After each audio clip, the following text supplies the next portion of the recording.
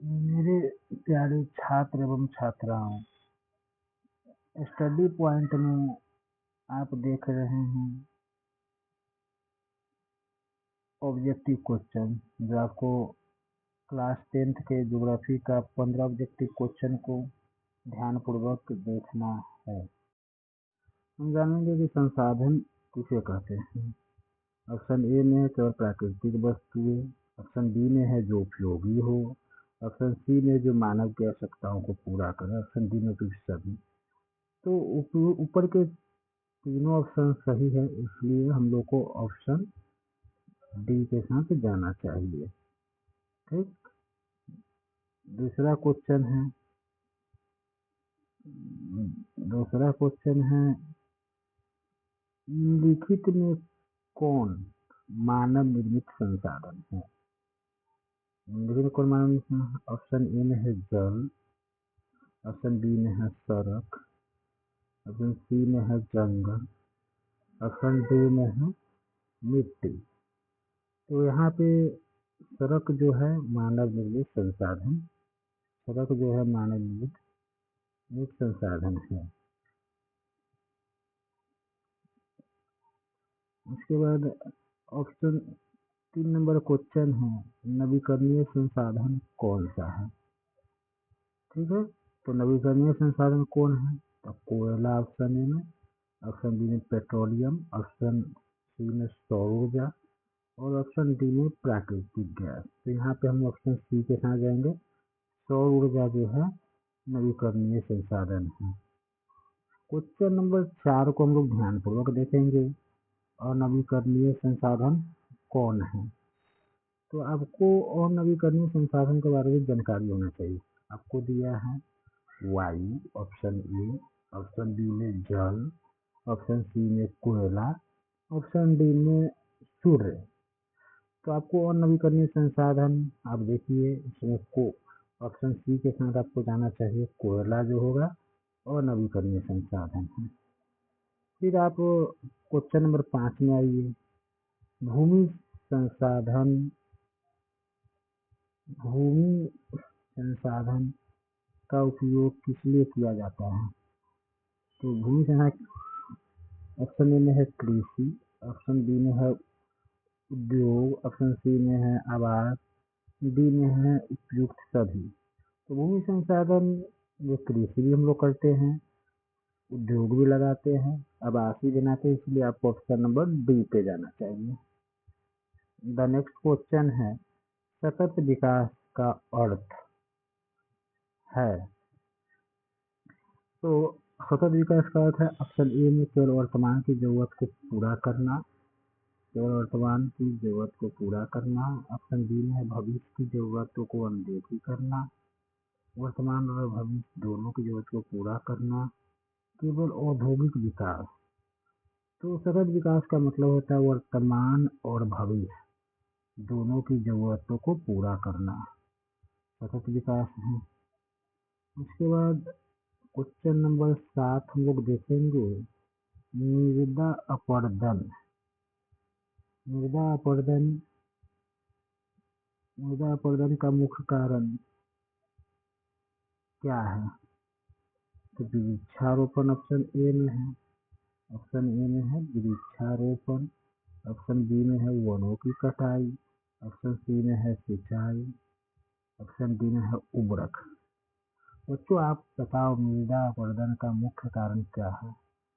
तो मृदा अपरदन का मुख्य कारण है वनों की कटाई। ऑप्शन बी के साथ आप जा सकते हैं। आगे बच्चों देखेंगे हम लोग आप काली मिट्टी किस फसल के लिए उपयुक्त है? तो गेहूँ। उसके बाद हम लोग देखेंगे गेहूँ के बाद है चावल, कपास, मक्का। तो आपको पूर्ण रूप से जानकारी है कि काली मिट्टी का उपयोग हम लोग कपास की खेती के लिए करते हैं। और आपको पता होना चाहिए कि काली मिट्टी भारत के 2 राज्य में है, गुजरात और महाराष्ट्र में। दोनों जगह कपास की खेती अच्छी खासी होती है। उसके बाद 9 नंबर क्वेश्चन हम लोग देखेंगे जल संरक्षण का प्रमुख तरीका कौन सा? संरक्षण मतलब होता है बचाव। तो जल का अधिक उपयोग अगर हम उपयोग करेंगे तो बचेगा नहीं। वर्षा जल का संचयन तो बचेगा। नदियों को प्रदूषित करेंगे तो नहीं बचेगा। जंगलों की कटाई करेंगे तो नहीं बचेगा। यानी वर्षा जल का संचयन मतलब वर्षा जल को इकट्ठा करेंगे तो जल संरक्षण होगा। हम लोग अगला क्वेश्चन देखेंगे, निम्नलिखित में कौन बायोटिक या जीवित संसाधन है? तो जीवित संसाधन के लिए आपको क्या करना है? पत्थर आपका जीवित संसाधन नहीं है, जल जीवित संसाधन नहीं है, पौधा जीवित संसाधन है, मिट्टी नहीं है, तो हमको पौधा के साथ जाना है। ठीक है। फिर क्वेश्चन नंबर 11 देखेंगे, भारत में भूमि क्षरण का मुख्य कारण है। भूमि क्षरण मतलब भूमि को नुकसान। तो वनों की कटाई ऑप्शन ए में वनों की कटाई, ऑप्शन बी में अति चराई, ऑप्शन सी में खनन, ऑप्शन डी में उपयुक्त सभी। तो यहाँ पे आपको ऑप्शन डी के साथ जाना है, क्योंकि वनों की कटाई से भी भूमि का ह्रास होता है, अति चराई से भी भूमि का ह्रास होता है, अधिक खनन से भी भूमि का ह्रास होता है। ऑप्शन नंबर डी सही है। 12 नंबर क्वेश्चन हम लोग देखेंगे गौर से कि मृदा संरक्षण का एक उपाय है। मृदा संरक्षण का मतलब होता है मृदा संरक्षण मतलब मृदा का संरक्षण करना, बचाव करना।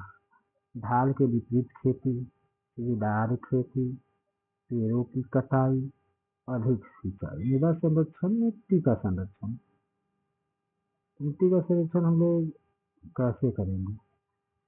तो ढाल के विपरीत खेती से नहीं कर सकते हैं, ढाल के विपरीत खेती से नहीं कर सकते हैं, सीढ़ीदार खेती से मृदा का संरक्षण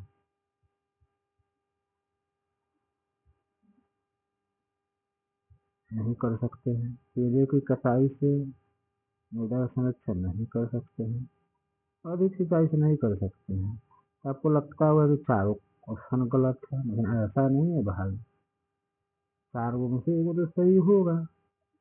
तो आप सीढ़ीदार खेती करिएगा तो भी मृदा का संरक्षण हो सकता है। ढाल के विपरीत खेती करिएगा तो यहाँ पर हम लोग क्या करेंगे, ढाल के विपरीत अगर खेती करेंगे तो हो सकता है कि मृदा का संरक्षण हो। तो इसका आंसर आप कमेंट बॉक्स में बताइएगा, नहीं तो मैं कमेंट बॉक्स में आपको बताऊंगा सही आंसर क्या होगा। फिर हम 13 नंबर को देखेंगे, लाल मिट्टी का रंग लाल क्यों होता है? क्वेश्चन ये होना चाहिए। तो ह्यूमस के कारण, आयरन लौह का कारण, पानी के कारण, चूना के कारण। तो लाल मिट्टी का रंग लाल क्यों होता है? फिर आप जानते होइएगा लाल मिट्टी का रंग लाल क्यों होता है। तो ऑप्शन नंबर बी एकदम सही है, आयरन के कारण। आगे हम अगला क्वेश्चन आएंगे, भूमि उपयोग का अर्थ है।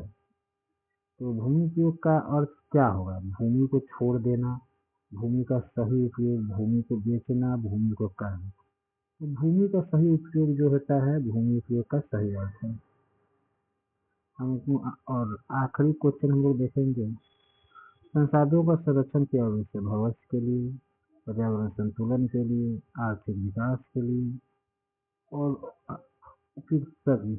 उपयुक्त सभी एकदम सही है कि संसाधनों के संरक्षण के लिए हमें क्या है कि भविष्य के लिए भी संसाधनों का संरक्षण करेंगे, पर्यावरण संतुलन के लिए, आर्थिक विकास के लिए करेंगे। और यहाँ पर ऑप्शन नंबर डी एकदम सही है। तो इस तरह से आपको खत्म हो गया और आप इसको ध्यानपूर्वक समझ।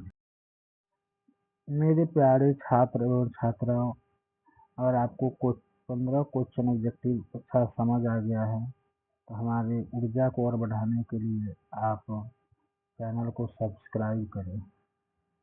धन्यवाद।